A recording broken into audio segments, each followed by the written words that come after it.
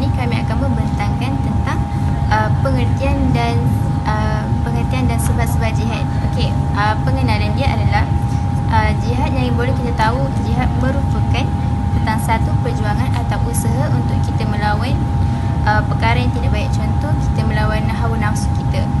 Okey, jihad juga terbahagi kepada dua, iaitu jihad am dan jihad khas.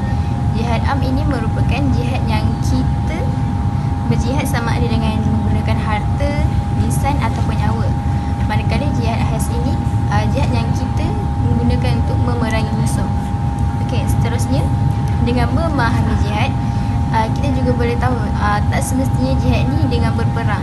Kita pun boleh dikategorikan sebagai jihad untuk melawan hawa nafsu, jihad untuk melawan bisikan syaitan dan jihad yang lain. Assalamualaikum warahmatullahi wabarakatuh. Nama saya Aida binti Muhammad Amir, nombor metrik 23BE018081. Di sini saya akan menerangkan secara ringkas tentang definisi jihad dalam teologi Islam. Okey, apakah itu definisi jihad dalam teologi Islam? Jihad ini adalah sebenarnya berasal daripada perkataan jahada yujahidu, iaitu bermaksud berjuang ataupun berusaha. Okey, dalam kata lain, Ibnu Mansur dalam lisan bahasa Arab mengatakan jihad ini sebenarnya adalah berasal daripada perkataan ahjud, iaitu bermaksud al-takal, iaitu kekuatan. Secara keseluruhannya, definisi jihad ini sebenarnya adalah sesuatu usaha yang dilakukan ataupun pengorbanan yang dilakukan dalam mencapai sesuatu perkara yang diniatkan menghadap kepada Allah Subhanahu Wa Taala. Jadi yang saya katakan, setiap perbuatan yang kita lakukan adalah jihad apabila kita meniatkan diri kita melakukan sesuatu perbuatan itu adalah disebabkan oleh Allah Subhanahu Wa Taala. Assalamualaikum warahmatullahi wabarakatuh. Hari ini saya nak terangkan tentang konteks sejarah jihad, iaitu sejarah perjuangan Rasulullah SAW. Ianya merupakan contoh jihad yang klasik, iaitu daripada permulaan baginda diangkat sebagai Rasul pada usia 40 tahun sehingga terbina negara Islam di Madinah dengan pemerintahannya dan pentadbirannya sebagai negara Islam sehinggalah kewafatan baginda dalam usia 63 tahun, kemudian diikuti pula oleh Khulafa' Ar-Rasyidin. Oleh itu, mari kita sama-sama menyusuri jihad Nabi Muhammad SAW. Jihad pertama adalah jihad secara bersembunyi, iaitu di mana Rasulullah SAW menyebarkan Islam bermula dengan keluarganya, iaitu isterinya sendiri Khadijah dan kemudian jiran serta sahabatnya, iaitu Abu Bakar. Jihadnya ketika itu dilakukan atau dakwahnya dilakukan secara penuh hikmah, timbang rasa, halus budi pekerti kerana menyedari masyarakat Mekah masih berpegang kuat pada amalan nenek moyang mereka, iaitu dengan menyembah berhala yang banyak di sekeliling Kaabah. Seterusnya, baginda ingin menjadikan jihad iaitu dakwah secara terang-terangan, iaitu dengan sering berdoa agar salah seorang daripada dua tokoh yang memusuhinya itu, iaitu Amr bin Hisham ataupun dipanggil Abu Jahal dan Umar Al-Khattab untuk memeluk Islam. Dan kemudian Rasulullah nak mereka ini mampu mempertahankan ataupun menjadikan mereka satu pertahanan lah untuk disegani ataupun ditakuti oleh penduduk Mekah. Pada peringkat itu, dakwah baginda berada di peringkat yang sangat genting ataupun peringkat yang sangat tegang setelah kematian dua orang tujangannya, iaitu Khadijah dan Abu Talib. Sehinggalah pada tahun 13 kenabian, baginda memutuskan untuk berhijrah ke Madinah, mengetahui ada penduduk Madinah memeluk Islam dan mereka pun menggesalah Rasulullah untuk bermukim di kota mereka. Apabila perkembangan Islam semakin pesat dengan kehadirannya ataupun berhijrahnya Rasulullah SAW ke kota Madinah, menjadikan dakwah serta jihad baginda amat teratur. Seterusnya, saya nak menerangkan tentang pembahagian jihad di dalam Islam, iaitu jihad kecil sebagaimana yang diterangkan oleh Nabi Muhammad SAW. Jihad kecil adalah jihad yang menentang musuh dalam peperangan, sementara jihad yang besar adalah jihad melawan hawa nafsu. Oleh itu, pembahagian jihad lain seperti jihad menentang musuh, iaitu orang kafir, dalam peperangannya dijatuhkan hukum fardu kifayah. Jadinya, dalam perkara hukum, jihad terbahagi kepada dua, iaitu yang pertama fardu ain jika negara Islam diserang, dan fardu kifayah jika ingin menyerang negara musuh yang memerangi negara Islam. saya akan menceritakan tentang sebab-sebab history. Saya akan menceritakan tentang sebab-sebab jihad. Okey, sebab-sebab jihad dia terbahagi kepada dua. Yang pertama, jihad dalam mempertahankan dakwah, dan yang kedua, jihad dalam penindasan dan ketidakadilan. Okey, first, pertama sekali saya akan ceritakan tentang jihad dalam mempertahankan dakwah. Jihad dalam mempertahankan dakwah ni boleh terbagi dalam dua kategori, iaitu jihad secara senyap dan jihad secara besar-besaran. Okey, jihad secara senyap ni adalah yang dilakukan oleh Rasulullah sallallahu alaihi wasallam pada awal-awal Nabi menyebarkan dakwahnya.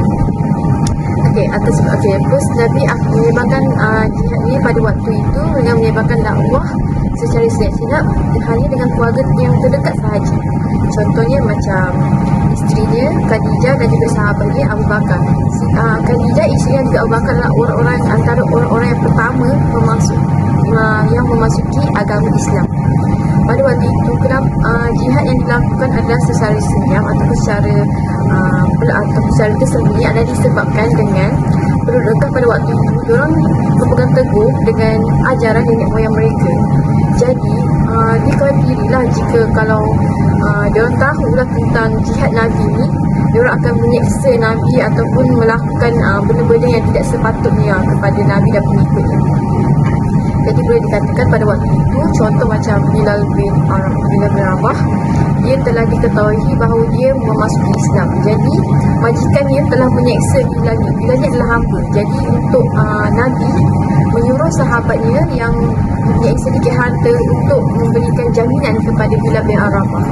Bilal bin Rabah. Okey. Jadi sekarang ni kita masuk kepada jihad secara terang-terangan. Dia juga masih di bawah konteks jihad dalam mempertahankan dakwah.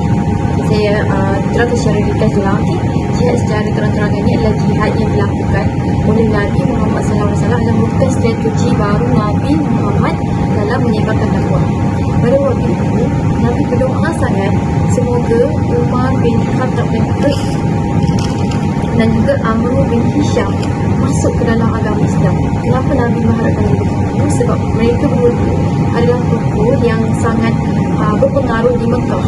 Jadi kalau mereka belum masuk dalam Islam, mereka akan bagi hubungan yang kuat terhadap orang Islam. Pada waktu itu orang Islam teruklah kena kecam dengan penduduk Mekah. Penduduk Mekah pada waktu itu terlalu paksa ajaran mereka. Sebabkan itulah orang Islam ketika itu, jika dia ketahui dia masuk Islam, akan dikecam, akan difitnah. Sebab itulah dengan mengharapkan mereka semua ni, mereka menurut macam tokoh mereka ni macam Amr bin Hisham dan Umar bin Khattab ni, kalau mereka masuk dapat menyelamatkan ataupun dapat memberikan perlindungan yang tetaplah kepada orang Islam. Jadi Nabi, selepas Nabi cuba berjihad secara terang-terangan di Mekah, Nabi mendapat kecaman yang teruk. Dia terlalu teruk sampai Nabi berhijrah ke Taif. Tapi bila Nabi berhijrah ke Taif, Nabi dapat layanan yang sama waktu Nabi di Mekah, ataupun lagi teruk layanan orang Taif kepada orang di Mekah. Maksudnya orang mencela Nabi lagi teruk dekat Taif daripada Nabi dekat Mekah. Lepas tu waktu itu Nabi pula semakin menunggu motivasi dia untuk menyebarkan dakwah. Apatah lagi Nabi kehilangan dua orang yang paling Nabi sayang pada waktu itu. Itulah pada tahun ke-10 kerasulan Nabi. Itu di mana Nabi kehilangan Khadijah dan juga sahabat baiknya iaitu Abu Bakar. Selepas itu berlakulah peristiwa Isra dan Mi'raj. Selepas berlaku peristiwa Isra dan Mi'raj, Nabi cuba pula berdakwah di Madinah. Alhamdulillah Nabi dapat sambutan yang baiklah di Madinah dalam menyebarkan dakwah. Okey, kita beralih kepada sebab-sebab jihad yang kedua, iaitu jihad kerana penindasan dan juga ketidakadilan. Tapi kalau kita tahu tentang penindasan dan ketidakadilan, mesti kita akan berbicara tentang perang. Ya, memang perang pun. Jadi sebabkan pada waktu itu jihad sebelum ini Allah tidak pernah peperangan, tapi disebabkan kaum orang yang menjadi orang kafir pada ketika itu terlalu teruk sampai menghina, sampai membuatkan ancaman bunuh, mengkeji orang Islam. Jadi Allah menyuruh Nabi berperang di atas sebab untuk melindungi hak-hak orang Islam. Jadi Nabi pada waktu itu telah terlibat dalam 26 peperangan, tetapi yang hanya Nabi yang betul-betul Nabi terlibat adalah 3 sahaja, iaitu Badar, Uhud dan Khandaq. Dan kita perlu tahu juga setiap peperangan yang berlaku pada waktu itu adalah kehendak Allah, bukan yang dilakukan hanya suka-suka untuk dapatkan harta ataupun disebabkan nafsu sendiri. Dan setiap peperangan yang berlaku pada waktu itu adalah disebabkan untuk mempertahankan maruah orang Islam dan memberikan keselamatan yang kukuh kepada orang Islam ketika itu. Jadi kita sebagai orang Islam, kita perlu bersyukur kerana bila kita nak melakukan atau kita nak berdakwah kepada Allah SWT, kita tak dapat halangan daripada orang sekeliling. Macam mana orang-orang terdahulu bila mereka nak berdakwah, mereka takut sebab takut dibunuh, takut dicaci, takut difitnah. Jadi marilah kita bersama-sama mengambil pengajaran daripada perang-perang Nabi yang sebelum ini sebagai salah satu motivasi untuk kita sentiasa berdakwah. Tajuk seterusnya, jihad dan isu semasa. Jihad dalam konteks negara bangsa moden. Okey, yang pertama, jihad melawan hawa nafsu dan perkara yang tidak elok. Sebagai contoh, jihad dalam melawan hawa nafsu untuk mengambil rasuah. Seperti yang kita tahu, rasuah ini merupakan perkara yang tidak elok dan akan mencemarkan kesucian dalam sesuatu institusi tersebut. Okey, seterusnya, jihad daripada mengambil perkara yang memudaratkan kesihatan. Sebagai contoh, kita perlu melawan hawa nafsu kita daripada mengambil perkara yang tidak elok. Sebagai contoh, kita mengambil arak, kita mengambil dadah. Sebab kalau kita ambil benda-benda tu, ia akan merosakkan tubuh badan kita sendiri. Okey, yang seterusnya, cabaran dalam mentafsir jihad dalam dunia moden. Okey, yang pertama, kes COVID-19. Seperti kita tahu, kes COVID-19 terdapat banyak ramai orang yang kehilangan pekerjaan dan mereka tiada punca pendapatan. Okay, disebabkan perkara ini, kebanyakan mereka tidak mempunyai semangat untuk hidup dan mempunyai semangat spiritual yang rendah. Okay, disebabkan ini mereka juga perlu berjihad dalam untuk mengatasi hawa nafsu daripada bisikan syaitan, daripada melakukan perkara-perkara yang tidak elok seperti membunuh diri ataupun mencederakan diri sendiri. Okey, cabaran yang kedua, jihad kaum wanita dalam berhijrah ke luar negara. Okey, sebagai contoh, sekiranya kaum wanita itu berhijrah di negara yang bukan Islam, dia perlulah berusaha untuk mendidik anak mereka menggunakan ajaran yang berlandaskan agama Islam. Dia perlu melawan hawa nafsu ataupun menjaga anak-anak daripada termasuk daripada anasir-anasir yang tidak elok. Baiklah, kesimpulannya, jihad tidak semestinya berkonsepkan peperangan kerana skop jihad ini adalah luas. Sebagai contoh, kita jihad dalam menuntut ilmu. Kita sebagai seorang pelajar, kita perlulah berusaha untuk mengelakkan daripada melakukan perkara-perkara yang dilarang kerana ilmu tidak akan masuk ke dalam hati orang yang melakukan dosa. Sekian, terima kasih.